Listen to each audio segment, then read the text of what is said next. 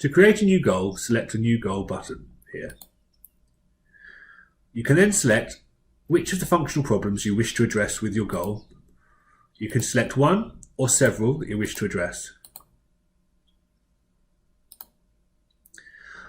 You can then add extra information in this box here. You can then describe your goal in the next box, and you need to rate its importance and its difficulty.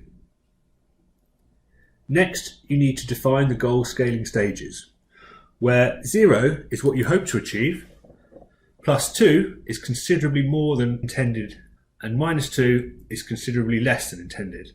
Finally, you need to rate the current rating and then click Save Goal.